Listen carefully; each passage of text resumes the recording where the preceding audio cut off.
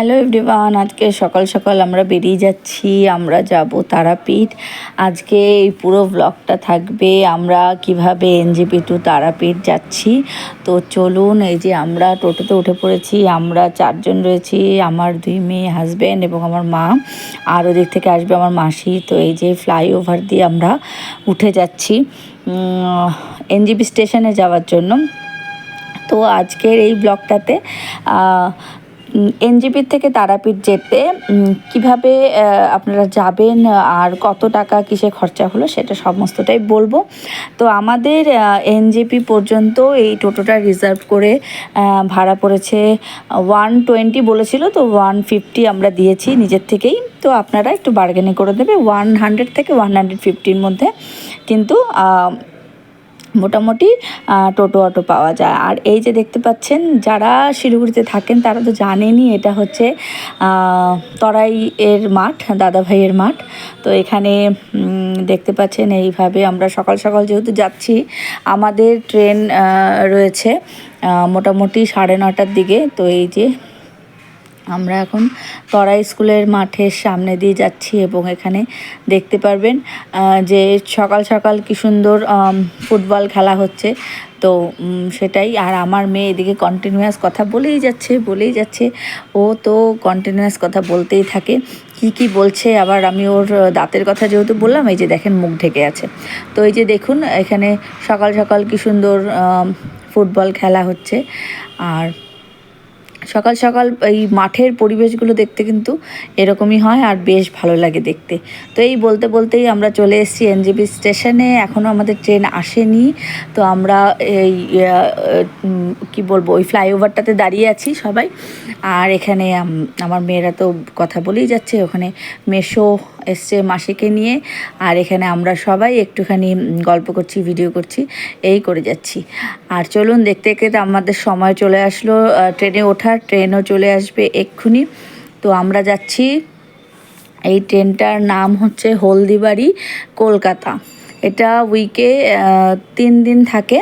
আমরা যাচ্ছি শুক্রবার, আজকে শুক্রবার। তো এটা বুধবার, শুক্রবার আর রবিবার আই থিঙ্ক থাকে, 3 দিন এটা সপ্তাহে চলে। তো চলুন বন্ধুরা, আজকে আমরা যাব তারাপীঠ মায়ের দর্শন করতে।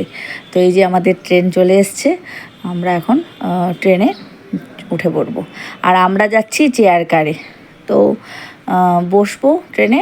তারপরে আরেকটা এক্সপিরিয়েন্স হচ্ছে এখানে চেয়ার কারে। ফার্স্ট টাইম আমার চেয়ার কারে কোনো ট্রাভেল করা। তো এই যে চেয়ার কারে বসে পড়েছি আমরা। কিন্তু চেয়ার কারের একটা এক্সপিরিয়েন্স আমার ব্যাড হয়েছে, যে আমরা যে টিকিটটা কেটেছি সেটা আমরা উল্টো করে আমরা যাচ্ছিলাম। পুরো রাস্তাটাই আমরা কিন্তু উল্টো করে যাচ্ছিলাম। তো আমার ভীষণই অসুবিধা হচ্ছিল। যে দিক দিয়ে সোজাসুজি বসলে পরে বেশ ভালো হতো, কিন্তু সেক্ষেত্রে কিন্তু আমরা উল্টো করে বসেছি। তো সেক্ষেত্রে আমাদের একটু অসুবিধা হচ্ছিল, কারণ সোজাসুজি বসলে হাওয়াটা যতটা পাওয়া যায়, উল্টো করে বসলে কিন্তু সেই হাওয়াটা অনেকটাই কম পাওয়া যায়। তো সেক্ষেত্রে আমি বলবো যে আপনারা যদি টিকিট কাটেন চেয়ার কারের তারাপীঠে যাওয়ার জন্য, তো আপনারা 1 থেকে 51 পর্যন্ত যে সিট নাম্বার রয়েছে সেই টিকিটের মধ্যে যদি কাটেন, তাহলে আপনারা সোজা করে বসে যেতে পারবেন। এটা কিন্তু আমার এক্সপিরিয়েন্স, একটা খারাপ এক্সপিরিয়েন্স হয়েছে বলে আমি এই কথাটা আপনাদের বলে দিলাম। ইন ফিউচার যদি আমি কোনো সময় আবার তারাপীঠে যাই এবং চেয়ার কাটে যাই, তাহলে কিন্তু আমি 1 থেকে 51-র মধ্যেই সিট নেওয়ার চেষ্টা করব, যাতে করে আমি সোজা করে বসতে পারি এবং হাওয়াটাকেও ফিল করতে পারি। তো দেখতেই পাচ্ছেন এইভাবে রয়েছে বাইরের দৃশ্যটা। আর বাইরের দৃশ্য তো খুবই ভালো লাগে দেখতে, আমার তো ভীষণই ভালো লাগে। আর এখানে দেখতে পাচ্ছেন আমার মেয়ে তো বারবার করে হ্যালো বন্ধুরা বলেই যাচ্ছে, কন্টিনিউয়াস বলেই যাচ্ছে। আর আমি ও বলছি যখন, ঠিক আছে বলুন, আমিও এখন ভিডিও করছি ও যে করুন। তো চলুন দেখে নিই। ট্রেনে যাওয়ার উদ্দেশ্যই হচ্ছে বাইরের দৃশ্যটাকে এনজয় করা। আমার ভীষণ ভালো লাগে। আমার এই যে দেখতে পাচ্ছেন এখানে সব ভুট্টা ক্ষেত রয়েছে, আর এই যে সারি সারি ভুট্টা ক্ষেত দেখতে পাচ্ছি। আর এই যে আম বাগান, মাঝে মাঝে পড়ছে। আবার প্রচুর এবার দেখলাম যেতে যেতে প্রচুর চাষিরা যারা রয়েছে তারা কিন্তু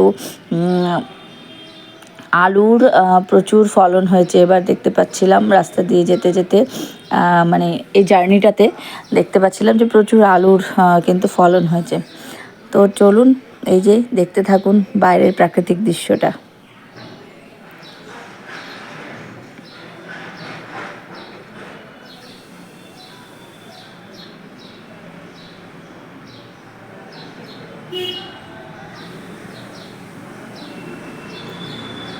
এখানে সামনেই আই থিঙ্ক এই ট্রেনটা বন্দে ভারত এক্সপ্রেস, আমি এক্স্যাক্টলি জানি না, কিন্তু মনে হলো এটা বন্দে ভারত গেল।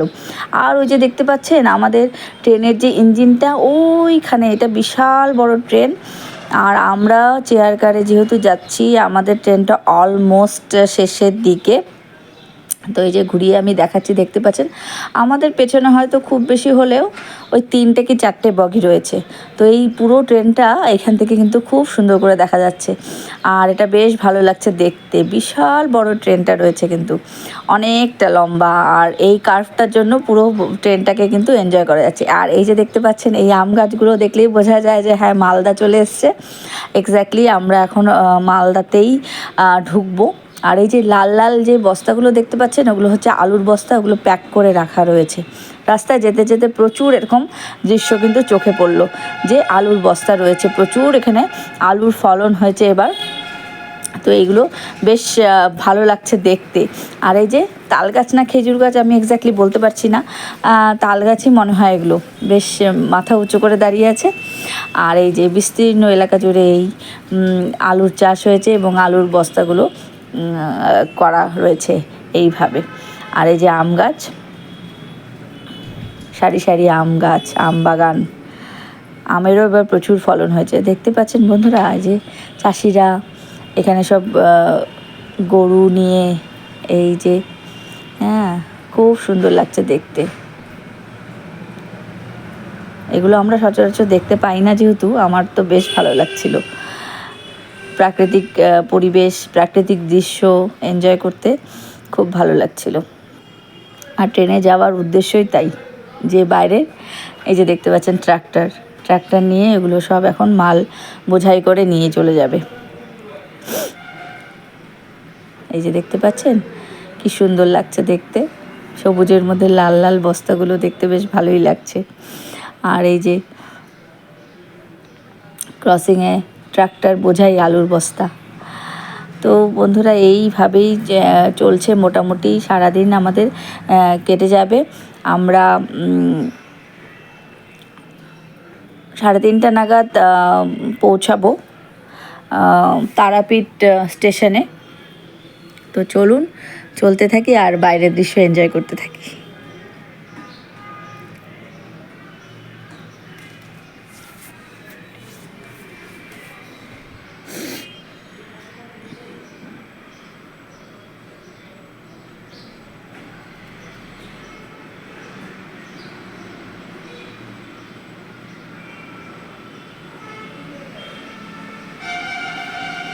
বাইরের দৃশ্য যে সবুজে সবুজ, এটা চোখেরও একটা শান্তি।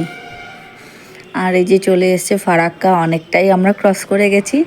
আর এই যে শেষের দিকে, আর এই যে পাকুড় স্টেশনে আমরা কিছুক্ষণ এই 1-2 মিনিট মতো দাঁড়িয়েছিল। প্রত্যেকটা স্টেশনে, যেটা ছোটো ছোটো স্টেশনগুলোতে 1-2 মিনিট করেই দাঁড়াচ্ছে ট্রেনটা। আর এটা সুপারফাস্ট ট্রেন, তো বেশ ভালো চলেছে এবং রাইট টাইমেই কিন্তু আমাদের অলমোস্ট রাইট টাইমেই পৌঁছে দিয়েছে তারাপীঠ জংশনে। আর আমাদের চেয়ার কারের ভাড়া পড়েছে 172 টাকা করে পার হেড। তো এই যে আমরা পৌঁছে গেলাম তারাপীঠ স্টেশন। 3:40 বাজে, 3:30টার টাইম ছিল, আমরা 3:40, 10 মিনিট লেট হয়েছে। তো আমরা কিন্তু পৌঁছে গেছি। আর এখানে এই যে পুরো স্টেশনটা রয়েছে এখানে। আর আমরা এসকেলেটারে উঠে যাচ্ছি সবাই মিলে। এসকেলেটার রয়েছে, লিফটের ব্যবস্থাও রয়েছে। যারা এসকেলেটারে ভয় পান তারা লিফটেও কিন্তু ইজিলি কিন্তু যাতায়াত করতেই পারবেন, এবং ওপর নিচে ওঠানামার ক্ষেত্রে যাদের বয়স্কদের অসুবিধা হয় তারাও যেতে পারবেন। আর এই যে রয়েছে তারাপীঠ রামপুরহাট জংশন এই তারাপীঠে যাওয়ার জন্য এই স্টেশনেই কিন্তু আমাদের নামতে হবে এবং এখান থেকে পার হেড ভাড়া 60 টাকা পড়েছে।